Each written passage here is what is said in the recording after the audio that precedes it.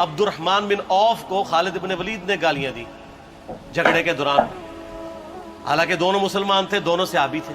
آپ نے حضرت خالد بن ولید کو بلا کے ڈانٹا، فرمایا تم میرے صحابہ کو برا مت کہو.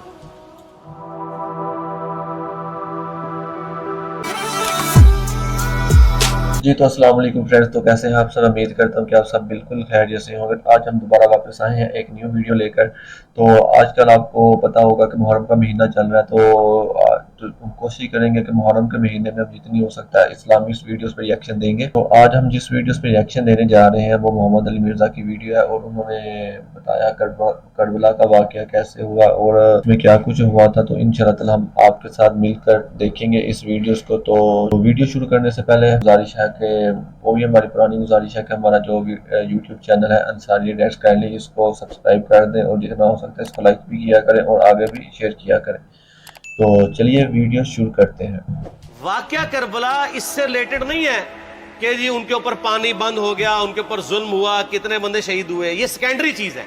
اصل چیز ہے کربلا ہوئی کیوں نبی علیہ السلام کی محنت کو 50 سال کے اندر اس لیول تک پہنچا دیا گیا کہ ہزاروں صحابہ زندہ ہیں اور نبی صلی اللہ علیہ وآلہ وسلم کی پوری اولاد ذبح کر دی جاتی ہے.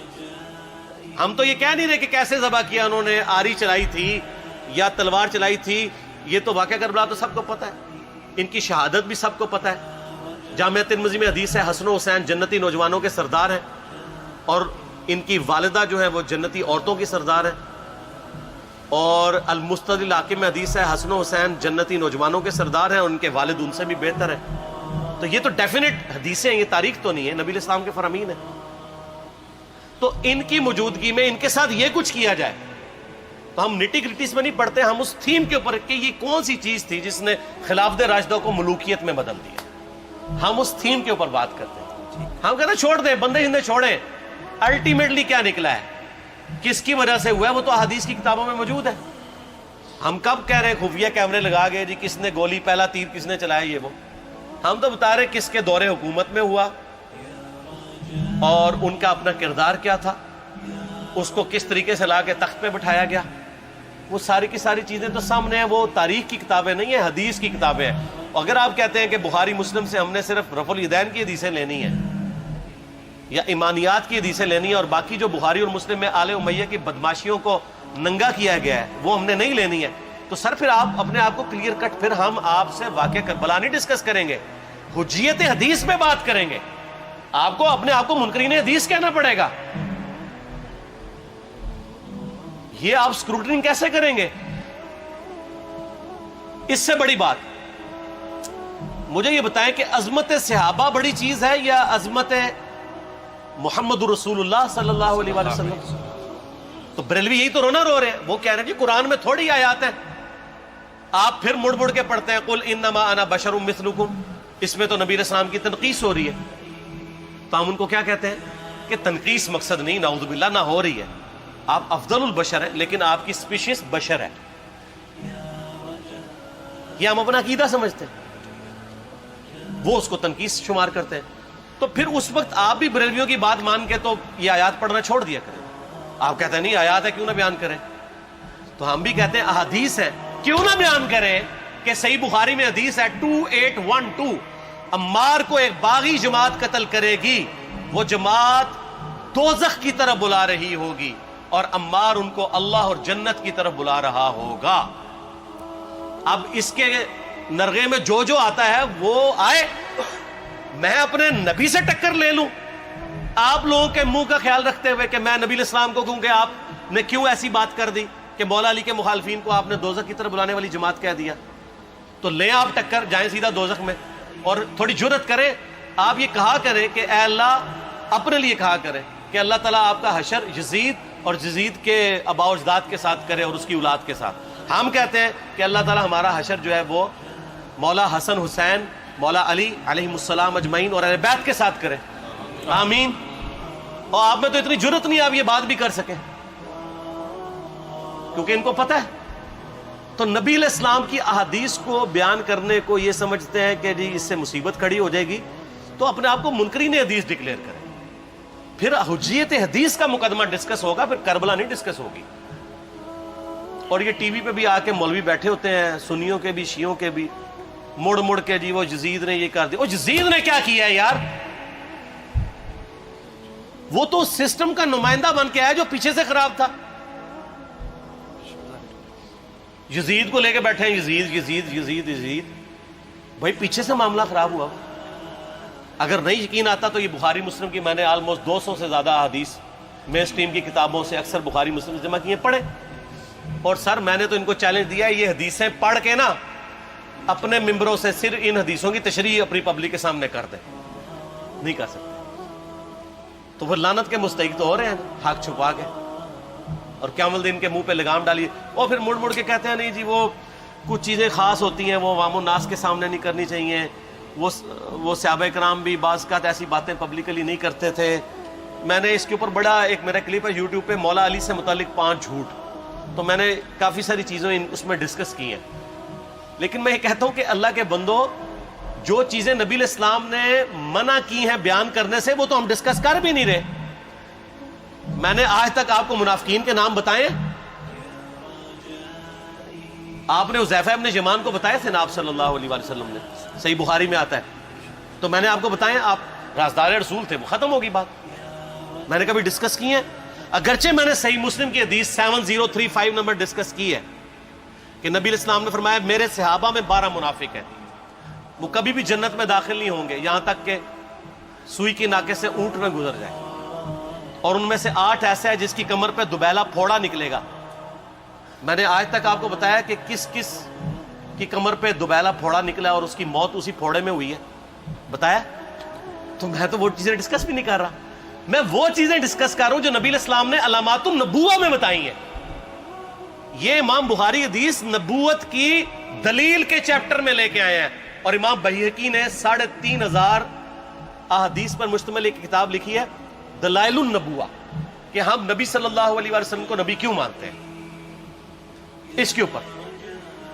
اور اس میں یہ ساری حدیثیں عمار ابن یاسر کے قتل والی لے کے آئے ہیں بتانے کے لیے کہ دیکھیں ہمارے نبی علیہ السلام کی نبوت کی دلیل ہے کہ آپ نے اپنی وفات کے آلموسٹ 30 سال کے بعد ہونے والے واقعے کو پہلے ہی بتا دیا. یہ حدیثیں چھپانے والی نہیں, بیان کرنے والی ہیں. علامات النبوہ کی حدیثیں ہیں. آپ کہتے ہیں چھپائیں. اگر کوئی حدیث دنیا میں نہیں چھپائی جا سکتی نا تو علامات النبوہ والی حدیث ہے, کیونکہ وہ تو نبی صلی اللہ علیہ وسلم کی نبوت کو جسٹیفائی کرتی ہے. ورنہ میرا ایک معصومانہ سوال ہے کہ نبی صلی اللہ علیہ وسلم نے یہ باتیں کر کے ان کے زوم میں نعوذ باللہ امت کو مصیبت میں ڈال دیا. آپ نے خود ہی فرمایا کہ یہ ہوگا. کیوں فرمایا آپ نے؟ میں تو بیان کر کے مجرم ہوں. تو جس نے مجھے خبر دی ہے ان کے بارے میں آپ کا کیا خیال ہے؟ یہ مسند احمد کی حدیث یہ میں نے گھر بیٹھ کے بنائی ہے کہ میری بیوی کا کیا حال ہوگا جس پہ ہوپ کے کتے بھونکیں گے. تو سیدہ عائشہ سے مجھ سے زیادہ نبی علیہ السلام کو محبت تھی, لیکن آپ اللہ کے پیغمبر تھے, آپ نے اپنے گھر کی خبر بھی نہیں چھپائی, بتا دی کہ یہ ہوگا. اور اس سے بڑھ کے آپ صحیح بخاری میں دیکھیں عمار ابن یاسر کا خطبہ ہے. میں نے یہ سارا, پریشان نہیں ہونا, یہ ریسرچ پیپر میں سارا کچھ موجود ہے, اور کوئی چیز بھی ایسی نہیں جو اس میں سکپ ہو. صحیح بخاری میں خطبہ ہے کہ عمار ابن یاسر کو مولا علی نے بھیجا کوفے میں. کوفے والے نیوٹرل ہو گئے تھے کیونکہ بصرہ سے سیدہ عائشہ آ رہی تھیں, اور وہاں پہ انہوں نے کہا نہ ہم سیدہ عائشہ کا ساتھ دیں گے نہ مولا علی کا دیں گے. تو عمار ابن یاسر کو تیار کرنے کے لیے, یعنی وہاں کے جو عوام تھی اس قتال کے لیے, مولا علی نے بھیجا. تو سیدنا عمار ابن یاسر نے وہاں پہ کوفے کے ممبر پہ خطبہ دیا. بخاری کے الفاظ ہیں, اوپر والی سیڑھی پہ عمار ابن یاسر نے حسن ابن علی کو بٹھایا, حالانکہ حسن ابن علی سے 4 گنا بڑی عمر تھی عمار ابن یاسر کی, 90 پلس ہو چکے ہوئے تھے, 3-4 گنا ان کی عمر تھی. لیکن اہل بیت کا احترام کیا, خود نچلی سیڑھی پہ بیٹھے. بخاری کے الفاظ ہیں کہ اے لوگو اللہ نے تمہیں آزمایا ہے, ایک طرف دنیا اور آخرت میں تمہارے نبی کی بیوی ہے سیدہ عائشہ, دنیا اور آخرت میں, یعنی عزت اپنی جگہ قائم. یہاں لوگ سمجھتے ہیں کسی کی غلطی آ گئی تو پتہ نہیں کیا ہو گیا. وہ یار اس کا مرتبہ اپنی جگہ ہے, غلطی اپنی جگہ ہے, پیغمبر نہیں ہے وہ. اور دوسری طرف علی ابن ابی طالب ہے.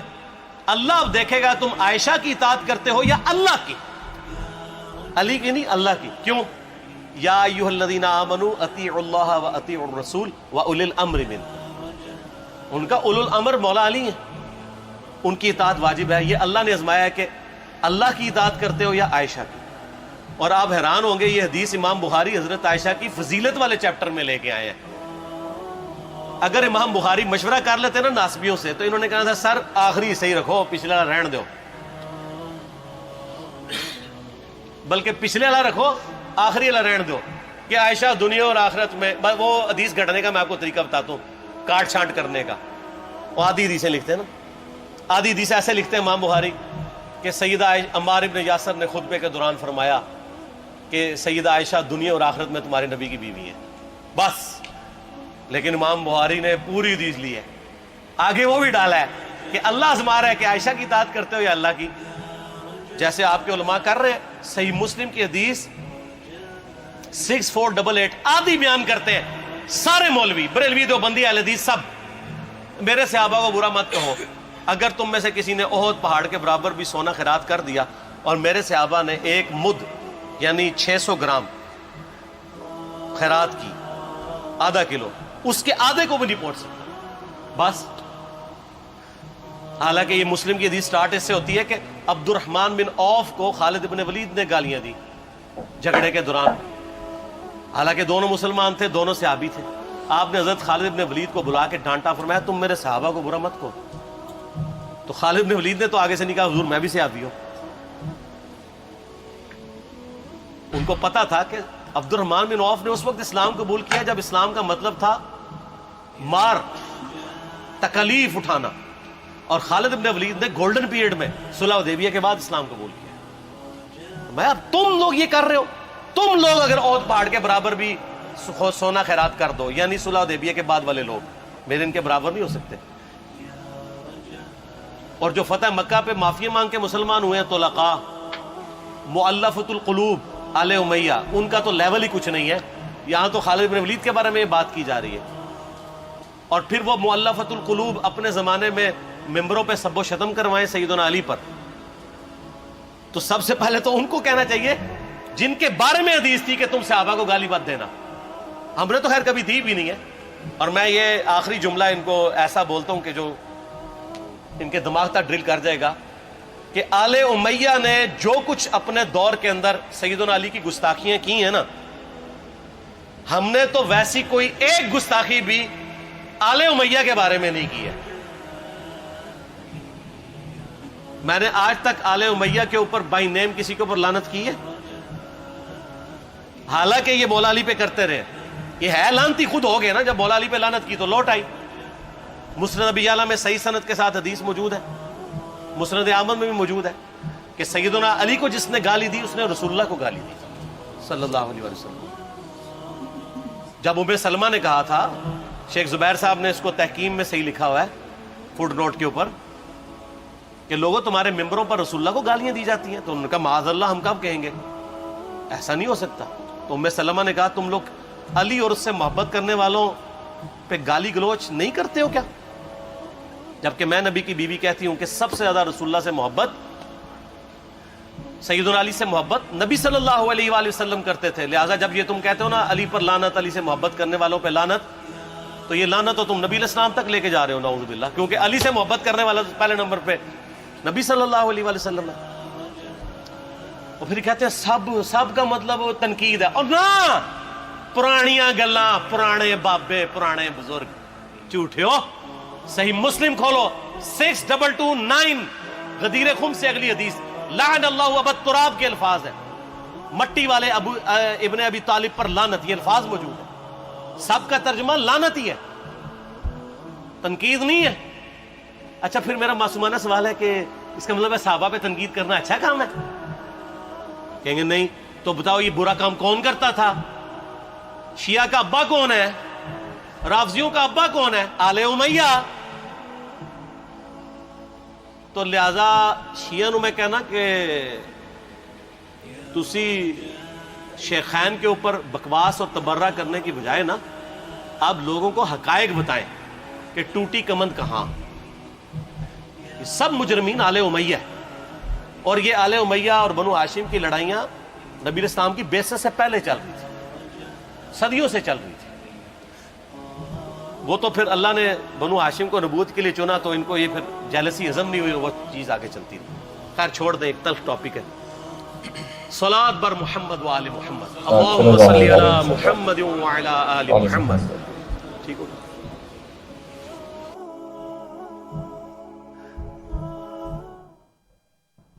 वाक़या करबला इस